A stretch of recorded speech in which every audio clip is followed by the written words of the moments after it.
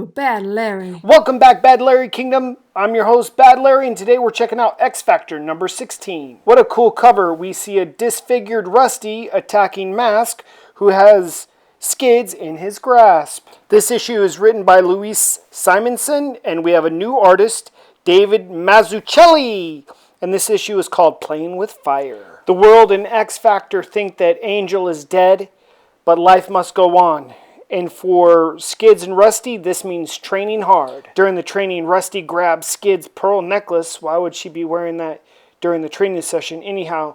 So she has a flashback of when her mama gave her those pearls that were given to her by her mama, but Skids' daddy was a giant dickhead and snatched it off of her, just like Rusty had triggered Skids. And those are Jean Grey's boots stepping in, telling Skids that she needs to pick them up. Why? Because Skids needs to train her force field to be able to shrink it and fine-tune it. That way she can pick up something dainty and small like a pearl. Of course Skids can't pick up the pearl.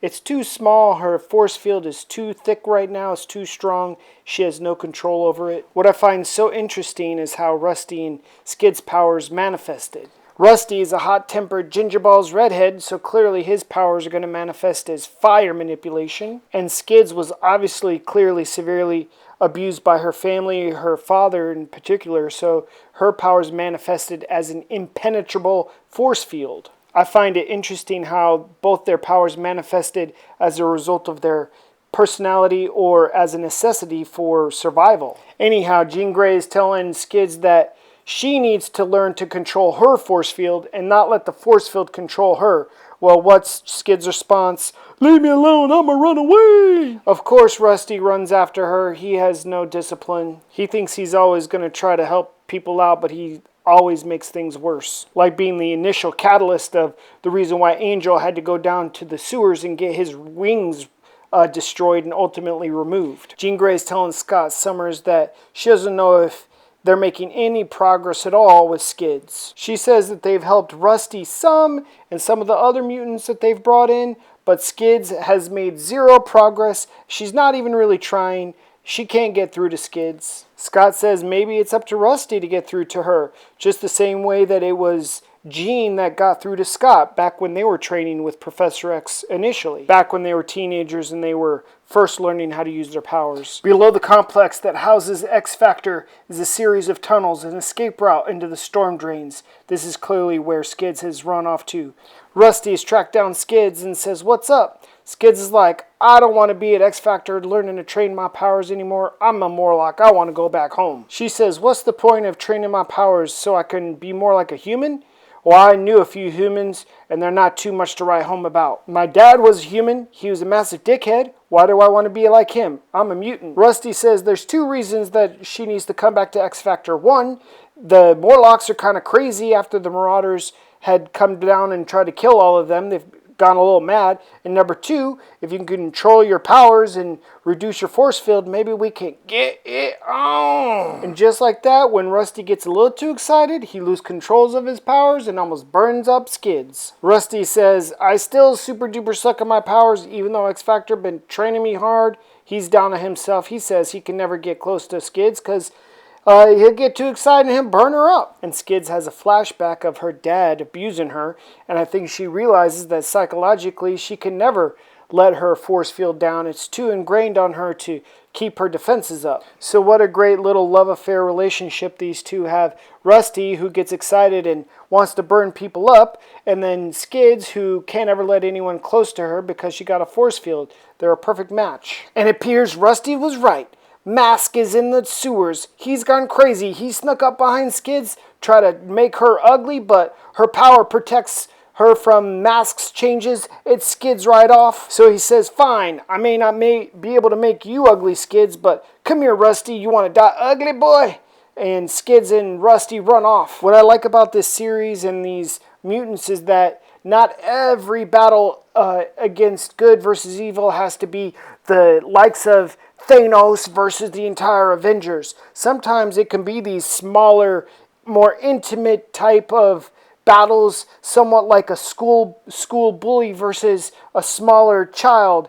You know, we see Mask is now the villain of this story versus Skids and Rusty. I love it. Rusty and Skids are back at X Factor headquarters with Boom Boom and Bubblegum Head Arthur, and Rusty's reading the newspaper. What does he see? The prostitute that he accidentally burned up with his mutant flame power is still disfigured. She's still wrapped up like a mummy. This triggers Rusty. I think he has an idea. He knows someone who can rearrange faces. Rusty's plans are a lot like his control of his powers. Super crappy. My intuition tells me that he's thinking of trying to have Mask try to help this woman rearrange her face back to normal. Rusty runs to Cameron Hodge and asks what he can do, or what X Factor can do for the woman that he burned up. Cameron Hodge says that Warren, before he died, had set up an X Factor fund to help humans or people who were hurt by their activities. He says that her bills have been costly and she's made very little to zero progress. And now that Warren Worthington is dead, the finances are all messed up, so they're probably going to cut her off financially. Well, this doesn't sit very well with Rusty at all. The prostitute having her entire body and face burned off is really Rusty's fault, and he feels responsible. He wants to do something to help her, especially now that he knows that X Factor is going to stop paying her medical bills. It's really only one person that can help her. That MORLOK sociopath Mask.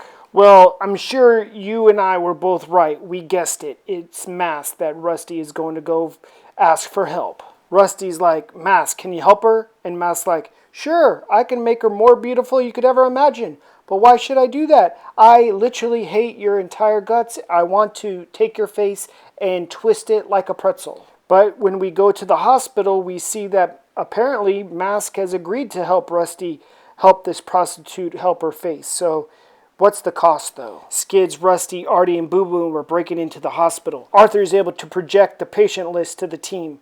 Emma Laporte, who's the prostitute that they're trying to rescue, that Rusty burned up, is located on the 8th floor. They need access out of these air ducts and into the main hallway. 3, 2, 1, and boom, boom, boom, boom. Boom Boom easily knocks out the vent. They put on smocks to pass as orderlies. Now they're on the way to the 8th floor using the elevator. It's so funny. Boom Boom gives Bubblegum Head Arthur her glasses like that's going to be the thing that hides his pink-ass face from being noticed by anybody. He's 3 feet tall with a gigantic head and pink skin.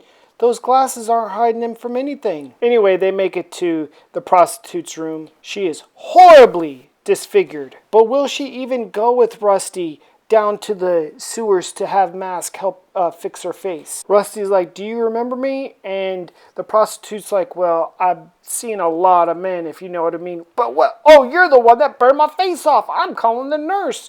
And Rusty's like, hold on, wait a minute, chill. First of all, I didn't know I was a mutant back then, and I didn't know that was going to happen. I'm sorry.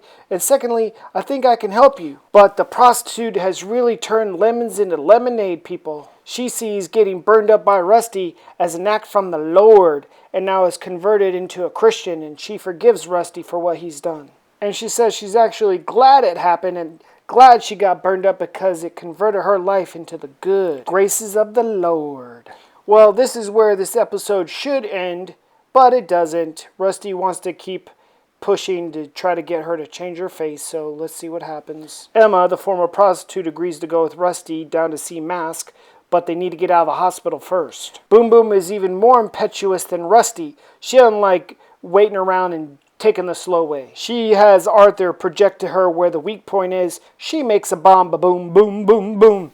And now they got direct access to the tunnels that they need to go into. Rusty rips her ass a new one, says, hey, we're the good guys. We can't just be going up into hospitals and blowing walls out. You know, we're not villains. We can't be doing that kind of crap. Boom, boom. Mask's like, damn, woman, you uglier than me. But skin is my clay, and I can make you beautiful again. See, Mask can alter other people's skin, but unfortunately, at this point, not his own. Which is why he's such a psycho hater, because he can make other people beautiful, but not himself. Emma's face has been restored, even better than what it was before. I guess Mask can do nothing with the hair, though. And then we see what the cost to Rusty is. He traded his face for the prostitute's face. Well, the deal is not good for Skids and the former prostitute. Emma, the former prostitute, says that it was the Lord's will that made her all burned up in the face like that, and to put her back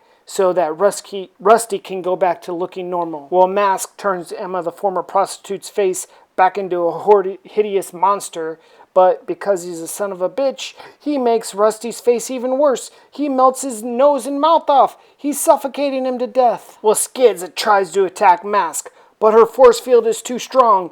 She can't touch him and he can't touch her. And we flash back to the moment when Skids, as a young teenager, is being abused by her father, when her power activates and her father can no longer touch her, and he gets terrified and runs off. Skids' origin story is giving me real Bruce Wayne Batman vibes. When Bruce Wayne's mother was shot in the alley and the pearls go everywhere and it was traumatic for Bruce Wayne, it's the same here with Skids, with her mom slipping and having her head cracked open by her father and her pearls going everywhere, and now Skids can't pick them up because of her force field, creating the same type of trauma that we saw earlier in this episode where her pearls were grabbed by Rusty and then she couldn't pick them up. Well, Rusty is dying. He's literally suffocating to death.